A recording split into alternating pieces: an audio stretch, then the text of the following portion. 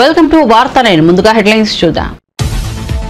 కేసీఆర్ ను గౌరవిస్తేనే రేవంత్ ను గౌరవిస్తామన్న కేటీఆర్. రేవంత్ నుంచి నేర్చుకోవాల్సిన స్థితిలో కేసీఆర్ లేరన్న కేటీఆర్. తెలంగాణ తల్లి విగ్రహ స్వరూపాన్ని ఎందుకు మార్చారని ప్రశ్న. అంబేద్కర్ పీవీ విగ్రహాలను రేవంత్ పట్టించుకోవడం లేదని విమర్శ.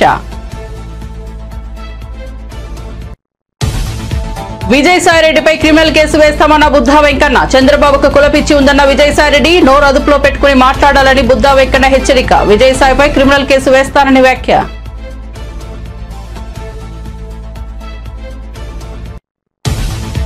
కేసీఆర్ కుటుంబం 10 ఏళ్ల పాటు తెలంగాణను దోచుకుందన్న మహేష్ కుమార్ గౌడ్. బీఆర్ఎస్ 10 ఏళ్ల పాలనలో 50,000 ఉద్యోగాలు ఇచ్చిందని విమర్శ. ఇప్పుడు అన్ని రంగాల్లో కాంగ్రెస్ మార్క్ పాలన కనిపిస్తోందన్న టీపీసీసీ చీఫ్. లక్షల కోట్లు కొల్లగొట్టిన బీఆర్ఎస్ కు మళ్లీ అధికారం ఇస్తారని ఎద్దేవా. సినిమా బెనిఫిట్ షోలపై మంత్రి కోమటిరెడ్డి సంచలన వ్యాఖ్యలు. పుష్ప 2 సినిమా బెనిఫిట్ షో సందర్భంగా తొక్కిసలాటలో ఒక మహిళ మృతి. ఇకపై బెనిఫిట్ షోలకు అనుమతులు ఇవ్వబోమన్న కోమటిరెడ్డి.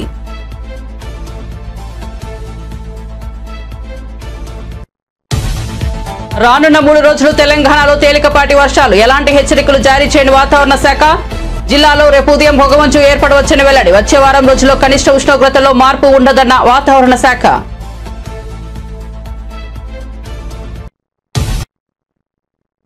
ఇక వార్త వివరాల్లోకి వెళ్తే, ప్రపంచంలో 4 ఐటీ ప్రొఫెషనల్స్ తో ఒక భారతీయులేనని సీఎం చంద్రబాబు నాయుడు తెలిపారు. విశాఖ నేషనల్ డిప్టెక్ కాంక్లేవ్ లో ఆయన పాల్గొన్నారు. ఈ సందర్భంగా చంద్రబాబు మాట్లాడుతూ ఏపీని నాలెడ్జ్ హబ్ గా మార్చేందుకు ప్రయత్నం చేస్తున్నామన్నారు. ఇందుకు A4 కాన్సెప్ట్ తో పనిచేస్తున్నామని చెప్పారు. పేదరికాన్ని నిర్మూలించడమే తమ లక్ష్యమని చెప్పారు. ఉపాధి కల్పించే కంపెనీలకు ప్రభుత్వం నుంచి ప్రోత్సాహకాలు ఇస్తామన్నారు. అన్ని రకాల విద్యా సంస్థలు ప్రపంచంతో పోటీ పడేలా తీర్చిదిద్దుతామని చంద్రబాబు తెలిపారు. ఫుడ్ సప్లైలోనూ ఆంధ్రప్రదేశ్ గ్లోబల్ హబ్ అని చంద్రబాబు స్పష్టం చేశారు. ప్రకృతి వ్యవసాయంపై ఏపీ చేసిన ప్రయోగాలు ప్రపంచంలో మరెక్కడా జరగలేదన్నారు. టెక్నాలజీ మన నిత్య జీవితంలో భాగమైందన్నారు. టెక్నాలజీ, విద్యుత్ రంగంలో సంస్కరణలు చేసిన ఘనత తమదేనని చెప్పారు. That means we are starting now WhatsApp governance. Government always wanted to control. As a matter of fact, we want to facilitate. We are forgetting facilitator role, then we are entering to controller role. For example, as you rightly mentioned, only human beings born only once and also die once. For these two things, MRO is going to update continuously with his discretion. What is the fun? I don't understand. Once he was born, it is noted,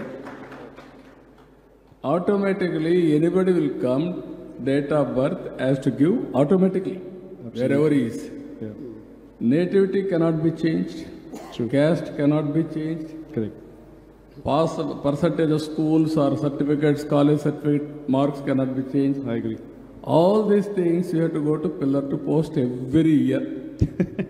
Very soon you are going to see, you will not go to anywhere. All these things you can download anywhere in the world at your country. Visakhapatnam is the exception. Visakhapatnam always very good city and also very, very committed, very docile people and also honest and integrity is very high. I agree. I have seen so many cities. This is my favorite city. Visakhapatnam is different from other cities, but people are by and large very good. But only problem is continuously intellectuals, you are having a responsibility. Which is good, which is bad, you have to identify. Continuously you have to support good, then only things will happen. Sometimes you will vote for any party. After that you will think, this is our responsibility, you have to deliver, but you won't cooperate. I need continuous cooperation, then we can do wonders.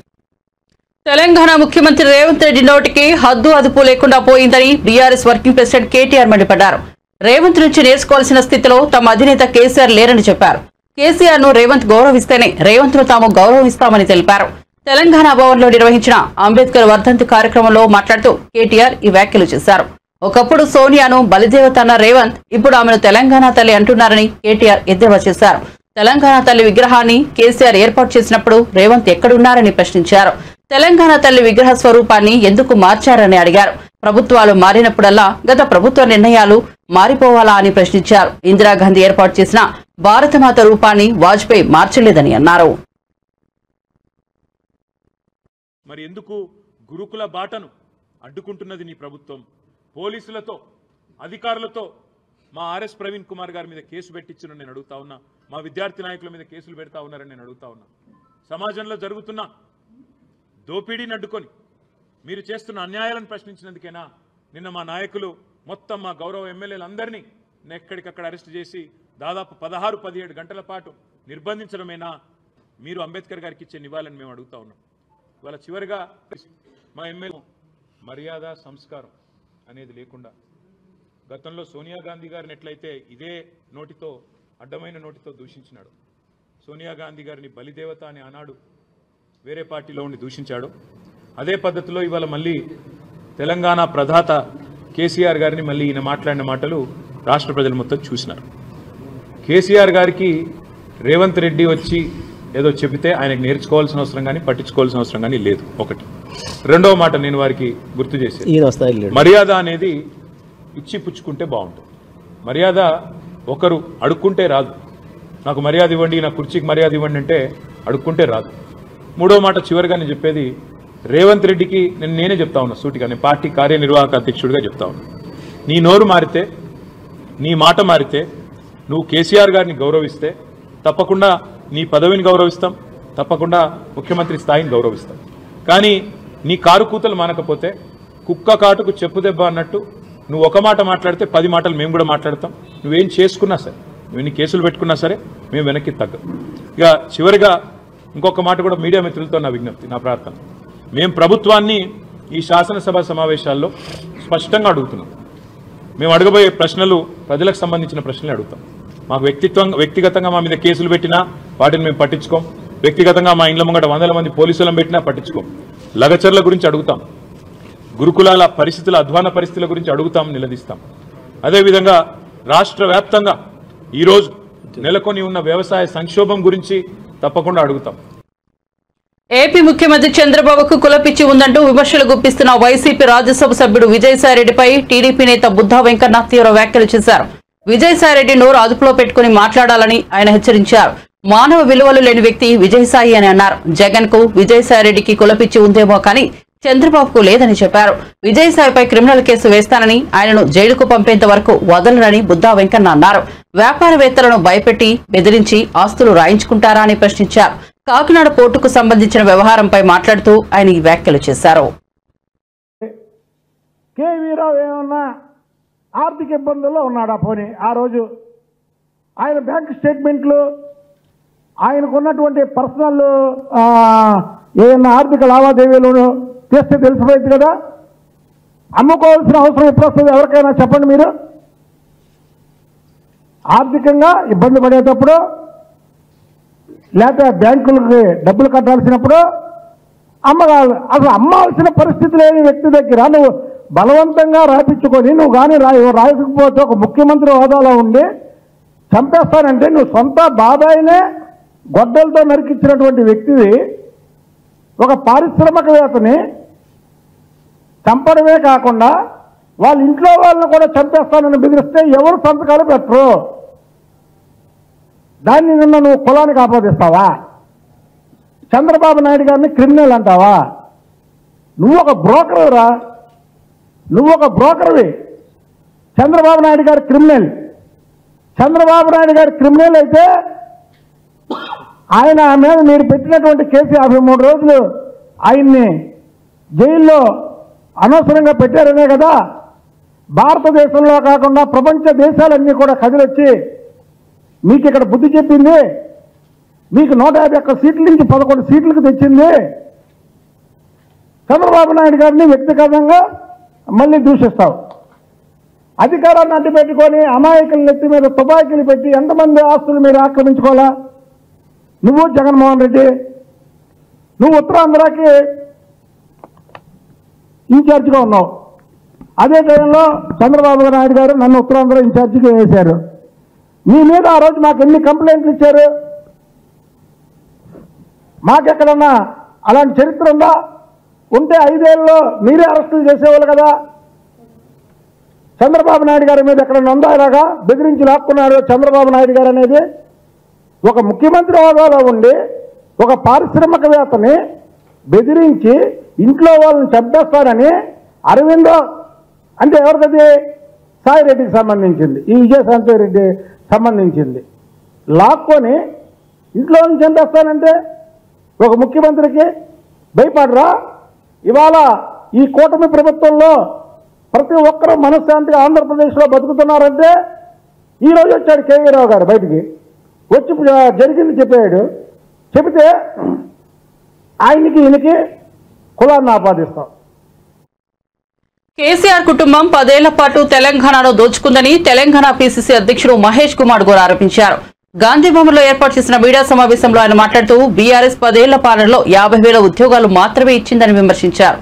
కానీ తాము అధికారంలోకి వచ్చిన ఏడాదిలోనే 50,000 ఉద్యోగాలు ఇచ్చామన్నారు. ఇప్పుడు అన్ని రంగాల్లోనూ Congress mark పాలన కనిపిస్తోందన్నారు. ప్రజాపాలన పండుగలో ప్రజలంతా భాగస్వాములు కావాలన్నారు. 10 ఏళ్లలో బీఆర్ఎస్ చేసిన దోపిడీ అంతా ఇంతా కాదన్నారు. మళ్లీ అధికారంలోకి వస్తామని కేటీఆర్ పగటి కలలు కంటున్నారని ఎద్దేవా చేశారు. లక్షల కోట్ల రూపాయలు కొల్లగొట్టిన మీకు ప్రజలను మళ్లీ అధికారం ఇస్తారా అని నిలదీశారు. ఎన్ఎస్వై, యూత్ కాంగ్రెస్, సేవాదల్, మహిళా కాంగ్రెస్తో పాటు మిగతా ఫ్రంటల్ ఆర్గనైజేషన్స్, డిపార్ట్మెంట్స్ అన్నీ కూడా జన్మదినోత్సవాన్ని వివిధ రకాలుగా ఘనంగా నిర్వహించి తలపెట్టినాము. సోనియా గాంధీ లేనిదే తెలంగాణ లేదు. సోనియా గాంధీ గారి యొక్క దృఢ సంకల్పం వల్లనే తెలంగాణ ఆవిర్భమైంది. ఆ మహాతల్లి జన్మదినోత్సవాన్ని ఘనంగా జరుపుకుంటా ఉన్నాం. అదేవిధంగా రాష్ట్ర వ్యాప్తంగా 10 ఏళ్లలో బీఆర్ఎస్ పార్టీ చేయనటువంటి అభివృద్ధి సంక్షేమ ఫలాలు ఇచ్చినటువంటి కాంగ్రెస్ పార్టీ సంవత్సరం పూర్తి చేసుకున్న సందర్భంగా ప్రజలకు ఇచ్చినటువంటి సంక్షేమ ఫలాలు, అభివృద్ధి ఫలాల మీద పండగ జరుపుతూ ఉంది. ఇది రాష్ట్ర ప్రభుత్వం జరుపుతున్న ప్రజల పండగ. ఇది రాష్ట్ర ప్రభుత్వం హయాంలో జరుగుతున్న రైతుల పండగ, విద్యార్థి నిరుద్యోగుల పండగ, మహిళల పండగ, కార్మిక, కర్షక, వ్యవసాయ, పారిశ్రామిక వ్యక్తులందరూ జరుపుకున్నటువంటి రాష్ట్ర పండగ. ఈ పండగలో అందరూ పాల్పంచుకోవాలని విజ్ఞప్తి చేస్తూ 10 ఏళ్ల టీఆర్ఎస్ పాలనలో 10 ఏళ్లలో వారు 50,000 ఉద్యోగాలు, ప్రభుత్వ ఉద్యోగాలు ఇస్తే మేము 9 మాసాల్లో 50,000 ఇచ్చి డిసెంబర్ 7 నాటికి 56,000 పైచిలకు ఉద్యోగాలు ఇస్తా ఉన్నాము. వాళ్ళు 10 ఏళ్లలో ఇచ్చింది మేము సంవత్సరంలో ఇస్తా ఉన్నాం. ఇది గత ప్రభుత్వానికి ఇప్పుడున్న ప్రభుత్వానికి తేడా. ఇది ప్రజలు గమనించాలి. నీళ్ల పేరిట ఏ రకంగా దోపిడీ జరిగింది, నిధులు ఏ రకంగా దుర్వినియోగమైనాయి, నియామకాలు కొందరికే పరిమితమైన సందర్భం. అలాంటి సంఖ్యల ప్రభుత్వం నుంచి గత సంవత్సరం డిసెంబర్ 3న ప్రజాపాలన ఈ రాష్ట్రంలో ఏర్పాటైంది. రేవంత్ రెడ్డి గారు ముఖ్యమంత్రిగా, భట్టి గారు ఉప ముఖ్యమంత్రిగా, సీనియర్ నాయకులందరూ మంత్రులుగా ఈ రాష్ట్రంలో స్వపరిపాలన, ప్రజాపాలన జరుగుతూ ఉంది. నిర్బంధం లేని పరిపాలన జరుగుతూ ఉంది. అన్ని రంగాల్లో, ముఖ్యంగా వ్యవసాయం, విద్య, వైద్యం ప్రామాణికంగా ముఖ్యమంత్రి గారు ప్రయారిటీగా ముందుకు వెళ్తున్న తరుణం. స్టార్ హీరోల సినిమాల బెనిఫిట్ షోలు వేసుకోవడానికి ఏపీ, తెలంగాణ ప్రభుత్వాలు అనుమతులు ఇస్తుండడం తెలిసిందే. అల్లు అర్జున్ తాజా చిత్రం పుష్ప 2కు కూడా ఇరు రాష్ట్ర ప్రభుత్వాలు బెనిఫిట్ షోలకు అనుమతులు ఇచ్చాయి. అయితే హైదరాబాద్ సంధ్యా థియేటర్ వద్ద బెనిఫిట్ షో సందర్భంగా జరిగిన తొక్కిసలాటలో ఒక మహిళ ప్రాణాలు కోల్పోవడం కలకలం రేపింది. ఈ నేపథ్యంలో మంత్రి కోమిటిరెడ్డి వెంకటరెడ్డి సంచలన వ్యాఖ్యలు చేశారు. ఇకపై ఏ సినిమాకు కూడా బెనిఫిట్ షోకు అనుమతులు ఇవ్వబోమని ఆయన చెప్పారు. పేరు కోసం కాదు కదా మేము చేసింది. ఇది ఫ్లోరైడ్ మర్రిగూడెం, శివనగూడెం తర్వాత 10 ppm పార్ట్స్ పర్ మిలియన్ అంటారు. ఏడవల్లి గ్రామానికి రాజశేఖర రెడ్డి గారు మొదటి పల్లె బాటలు వచ్చినప్పుడే అప్పుడు ఫ్లోరైడ్ నీళ్ళు తాగుతున్నాయి. 600 కోట్లు అనౌన్స్ చేసి ఎల్ఎన్టీ కంపెనీ ద్వారా ఎమ్మడే పనులు చేసి కృష్ణా వాటర్ ఇచ్చింది. ఆగస్టు 5, 2004 ఆయన డేటు. ఇది ఆగస్టు 8, 2008 ఫౌండేషన్. ఇది 1,00,000 మందితో పెట్టిన ఆ రోజు దేవరకొండ జిల్లా మాత్రమే. ఇది నా కోసం కాదు, నాకున్నది 3 ఎకరాల భూమి ఊర్లో, 3 ఎకరాలే ఉంటుంది నాకు. తోటలు లేవు, ఫామ్ హౌస్ లేవు. మేము ప్రజల కోసం ఈ ఏరియాల పక్కకే మూసిపోతుంది, నార్కట్టపల్లి పక్క నుంచి. ధర్మారెడ్డి పిల్లాయిపల్లి గారి గత్యంతరం లేక ఆ నీళ్ళ కోసం కొట్లాడినాం. మా వీరేశం గారు కూడా అప్పుడు ఎమ్మెల్యే టీఆర్ఎస్లో ఉన్న అసెంబ్లీలో 4-5 సార్లు మాట్లాడాడు.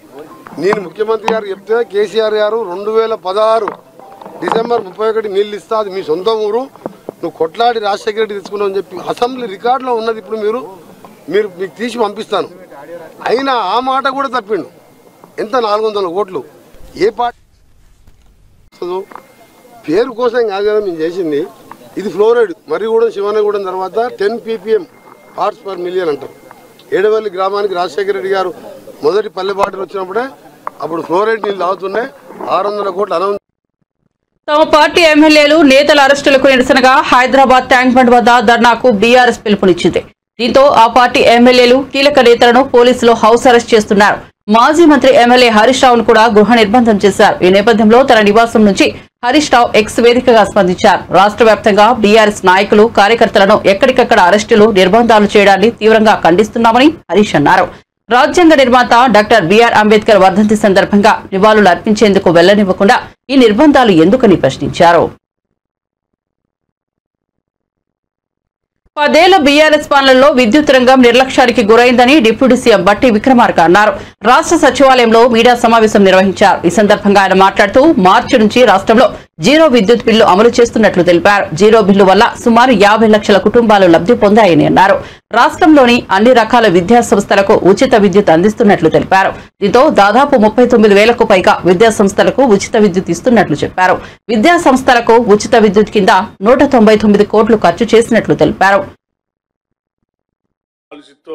అది పడుతున్నటువంటి బాధలు కానీ, లేకపోతే యాదాద్రి పవర్ ప్రాజెక్టులో మొదలుపెట్టి దానికి ఎన్విరాన్మెంటల్ క్లియరెన్స్ మధ్యలో క్యాన్సిల్ చేస్తే దాన్ని పట్టించుకోకుండా గాలికి వదిలేస్తే అది అలా పడిపోవటం కానీ, వీటన్నిటి దృష్ట్యా వచ్చిన రాగానే ముందు వీటన్నిటిని రివ్యూ చేయడం జరిగింది.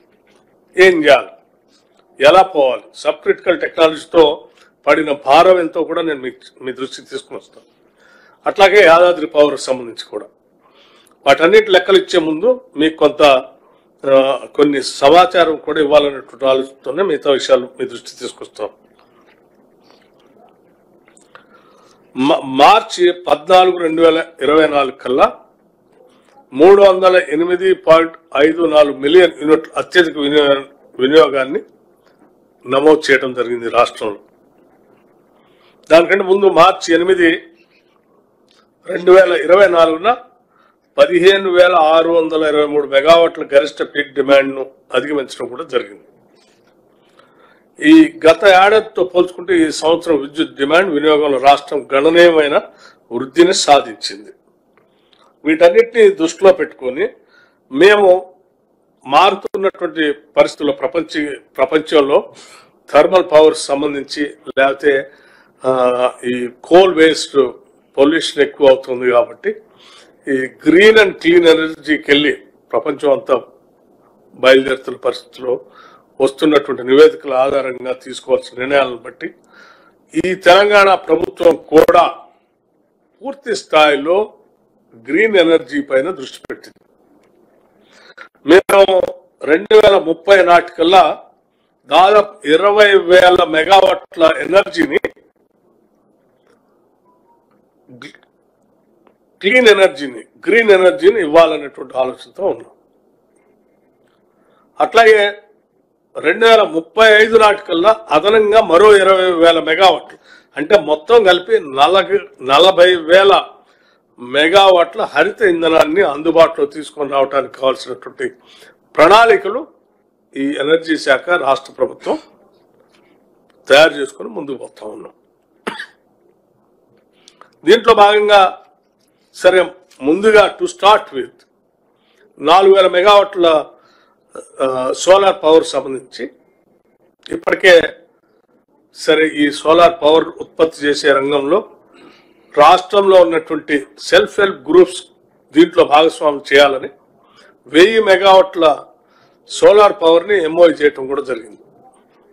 వాళ్ళకి నేరుగా రుణాలు ఇప్పించడం, ఆ రుణాలతో వాళ్ళు పవర్ ప్లాంట్ పెట్టుకోవటం, ఆ పవర్ ప్లాంట్స్ ద్వారా ప్రొడ్యూస్ అయ్యేటువంటి పవర్ని గ్రిడ్కి కనెక్ట్ చేసి రాష్ట్ర ప్రభుత్వమే కొనుగోలు చేసి వాళ్ళకి డబ్బులు చెల్లించే విధానాన్ని ఎంఓఈ చేయడం జరిగింది. To start with we're going with the self help groups. వీటికి సంబంధించి భవిష్యత్తులో ఒక న్యూ ఎనర్జీ పాలసీని తీసుకొని రాబోతున్నాం. కొద్ది రోజుల్లోనే ఆ న్యూ ఎనర్జీ పాలసీ అనౌన్స్ చేసిన తర్వాత రాష్ట్ర వ్యాప్తంగా ఈ ఎనర్జీని డెవలప్ చేయడం కోసం ఏంటి పంప్ స్టోరేజ్ పవర్ కానీ, సోలార్ పవర్ కానీ, ఫ్లోటింగ్ సోలార్ కానీ, హైడ్రోజన్ పవర్ కానీ ఇత్యాది అనేక రకాలైనటువంటి ఆల్టర్నేటివ్ ఎనర్జీ, నాన్ కన్వెన్షనల్ ఎనర్జీని ప్రొడ్యూస్ చేయటం కోసం మేము సభలో చర్చించి న్యూ ఎనర్జీ పాలసీ అనౌన్స్ చేసి టెండర్స్ పిలవబోతా ఉన్నాం. ఓపెన్ టెండర్స్ పిలవబోతా ఉన్నాం. ఆ ఓపెన్ టెండర్ తెలంగాణ కాంగ్రెస్ ప్రభుత్వం ఏడాది పాలన సందర్భంగా నిర్వహిస్తున్న ప్రజాపాలన విజయోత్సవ సంబరాలపై కేంద్ర మంత్రి బండి సంజయ్ మరోసారి ఎక్స్ వేదికగా విమర్శలు గుప్పించారు. గారడీ గ్యారంటీలను, గాయమైన హామీలను, గాడి తప్పిన పాలనను ప్రశ్నిస్తోంది తెలంగాణ సమాజం అని ట్వీట్ చేశారు. నీడను కూలుస్తూ నీచ రాజకీయాలు చేస్తూ నియంత పాలన కొనసాగిస్తున్న నీతిలేని నాయకులను, నిజాం వారసుల దోస్తులను నిలదీస్తుంది తెలంగాణ అంటూ కాంగ్రెస్ పాలకులపై విమర్శలు చేశారు. కాంగ్రెస్ ప్రభుత్వ వైఫల్యాలను ఎండగడుతూ 6 అబద్దాలు 66 మోసాల పేరుతో నిరసన కార్యక్రమాలు కొనసాగిస్తోంది. ఈ నెల 6న సరూర్ నగర్ స్టేడియంలో భారీ బహిరంగ సభ నిర్వహించాలని బీజేపీ నిర్ణయించింది. పార్టీ జాతీయ అధ్యక్షుడు జేపీ నడ్డా ఈ కార్యక్రమానికి హాజరయ్యే అవకాశం ఉంది. కాంగ్రెస్ పార్టీ ఏడాది పాలనలో 6 అబద్దాలు 66 మోసాలను చర్చించుకోవడానికి బీజేపీ నాయకులు బహిరంగంగా సభ నిర్వహిస్తున్నట్లు రాష్ట్ర ప్రధాన కార్యదర్శి గుజ్జుల ప్రేమేందర్ రెడ్డి తెలిపారు. ఈ మేరకు గురువారం ఆయన మీడియాకు ఓ ప్రకటనను విడుదల చేశారు. తెలంగాణ రాష్ట్రంలో కాంగ్రెస్ పార్టీ ఏడాది పాలన వైఫల్యాలను గుర్తు చేస్తూ కులంకషంగా వివరించుకోవాలని సరూర్ నగర్ స్టేడియం మైదానంలో ఈ నెల 7న మధ్యాహ్నం 3 గంటలకు బీజేపీ నాయకుల ఆధ్వర్యంలో బహిరంగ సభ నిర్వహించనున్నట్లు ప్రకటించారు. ఈ బహిరంగ సభకు ముఖ్య అతిథిగా బీజేపీ జాతీయ అధ్యక్షుడు జగత్ ప్రకాష్ నడ్డా పాల్గొననున్నారని, కేంద్ర మంత్రి కిషన్ రెడ్డి అధ్యక్షతన వహిస్తారని పేర్కొన్నారు. తిరుమల శ్రీవారిని పలువురు రాజకీయ ప్రముఖులు దర్శించుకున్నారు. శుక్రవారం వీఐపీ ప్రారంభ విరామ దర్శన సమయంలో ఏపీ మంత్రి వాసంశెట్టి సుభాష్, ఎమ్మెల్యే సోమిరెడ్డి చంద్రమోహన్ రెడ్డి, తెలంగాణ మంత్రి పొంగులేటి శ్రీనివాసరెడ్డి వేరువేరుగా స్వామివారి సేవలో పాల్గొన్నారు. టీటీడీ ఆలయ అధికారులు వీరికి స్వాగతం పలికి దర్శన ఏర్పాట్లు చేశారు. దర్శనం అనంతరం వీరికి రంగనాయకుల మండపంలో పండితులు ఆశీర్వచనం చేసి స్వామివారి తీర్థ ప్రసాదాలను అందజేశారు.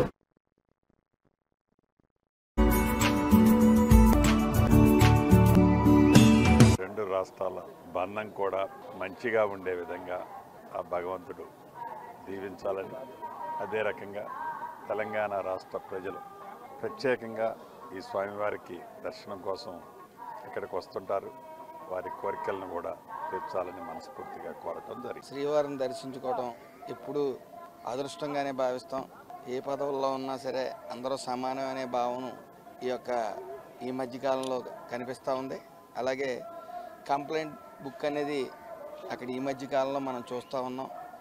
అక్కడ గత కంప్లైంట్ బుక్లో గత రివ్యూలు చూస్తే అందరూ కూడా పాజిటివ్ రెస్పాన్సే ఉంది. ప్రసాదం మనందరికీ తెలుసు, ప్రసాదం యొక్క నాణ్యత బాగా పెరిగింది. ఈ యొక్క ప్రసాదాలలో నాణ్యత పెంచమని నారా చంద్రబాబు నాయుడు గారు ప్రత్యేక శ్రద్ధ తీసుకోవడం ఇక్కడే కాదు, ప్రతి ఆలయాల్లో కూడా ప్రసాదాల యొక్క నాణ్యత పెరిగాయి, భక్తి భావాలు కూడా పెరిగాయి. హీరో అక్కినేని నాగ చైతన్య, నటి ధూళిపాల శోభిత ఒక్కటైన విషయం తెలిసిందే. అయితే ఇప్పుడు ఈ జంట ఆలయాలను సందర్శిస్తోంది. శుక్రవారం శ్రీశైలం మల్లన్నను దర్శించుకుంది. ఆలయ మహాద్వారం ద్వారా మల్లికార్జున భ్రమరాంబిక సేవలో పాల్గొన్నారు. స్వామి అమ్మవారికి ప్రత్యేక పూజలు చేశారు. మల్లికార్జున స్వామివారికి ప్రత్యేకంగా రుద్రాభిషేకం నిర్వహించారు. నూతన దంపతులతో పాటు హీరో నాగార్జున కూడా స్వామివారిని దర్శించుకున్నారు. ఈ సందర్భంగా చైతన్య, శోభితను అర్చకులు ఆశీర్వదించి ప్రసాదాలు అందజేశారు.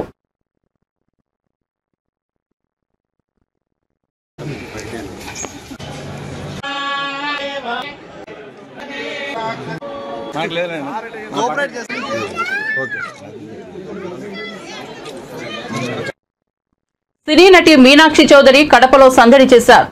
ద్వారకానగర్ లో ఓ షాపింగ్ మాల్ ప్రారంభోత్సవ కార్యక్రమంలో ఆమె పాల్గొన్నారు. ఈ సందర్భంగా మీనాక్షిని చూసేందుకు అభిమానులు పెద్ద ఎత్తున తరలివచ్చారు.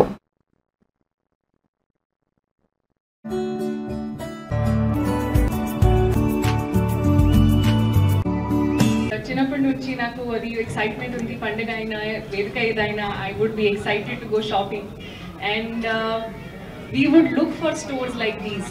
Kadapallu idi na first time and చాలా ప్రేమతో రిసీవ్ చేశారు అందరూ and such warm welcome.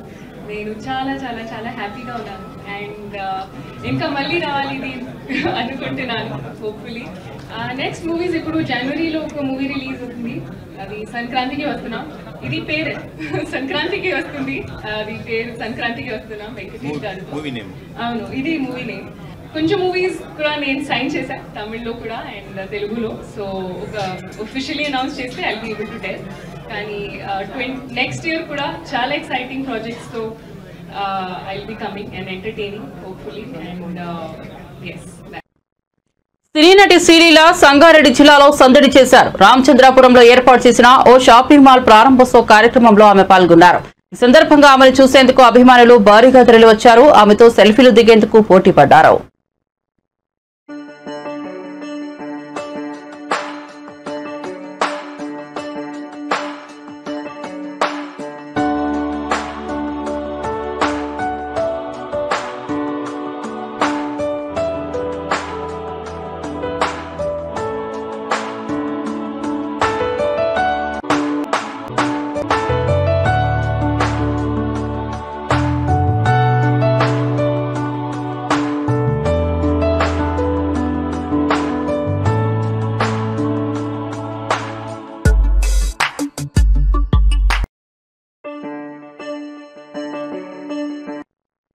నంద్యాలలో సినీ నటి కృతి శెట్టి సందడి చేశారు. పట్టణంలోని శ్రీనివాస సెంటర్ లో నూతనంగా ఏర్పాటు చేసిన ఓ షాపింగ్ మాల్ ను ప్రారంభించేందుకు ఆమె వచ్చారు. ఈ సందర్భంగా ఆమెను చూసేందుకు అభిమానులు అధిక సంఖ్యలో తరలివచ్చారు. కృతి శెట్టి డాన్స్ చేసి అభిమానులను ఉత్సాహపరిచారు.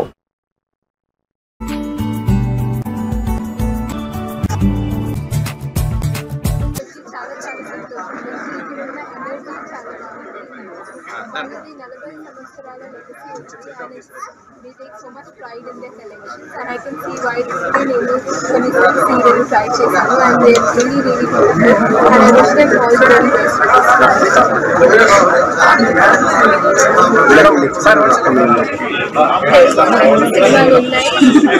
It's 1 week announcement.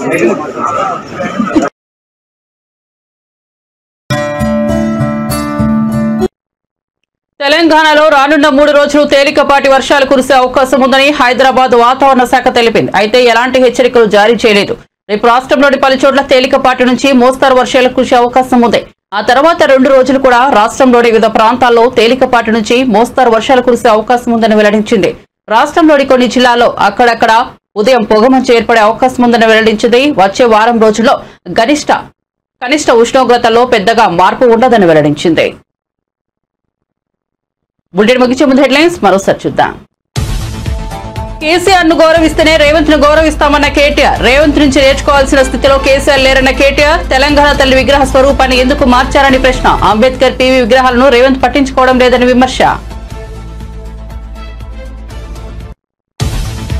విజయసాయిరెడ్డిపై criminal case వేస్తామన్న Buddha Venkanna. చంద్రబాబుకు కులపిచ్చి ఉందన్న విజయసాయిరెడ్డి. నోరు అదుపులో పెట్టుకుని మాట్లాడాలని బుద్ధా వెంకన్న హెచ్చరిక. విజయసాయిపై క్రిమినల్ కేసు వేస్తానని వ్యాఖ్య.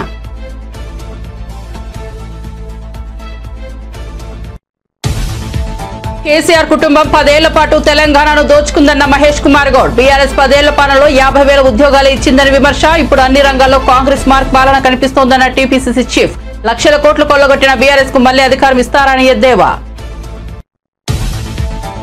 సినిమా బెనిఫిట్ షోలపై మంత్రి కోమటిరెడ్డి సంచలన వ్యాఖ్యలు. పుష్ప 2 సినిమా బెనిఫిట్ షో సందర్భంగా తొక్కిసలాటలో ఒక మహిళ మృతి. ఇకపై బెనిఫిట్ షోలకు అనుమతులు ఇవ్వబోమన్న కోమటిరెడ్డి.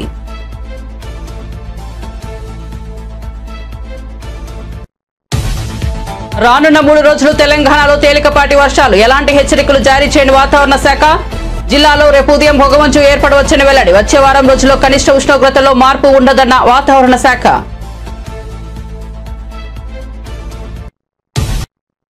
మరిన్ని అప్డేట్స్ కోసం చూస్తూనే ఉండండి వార్త 9.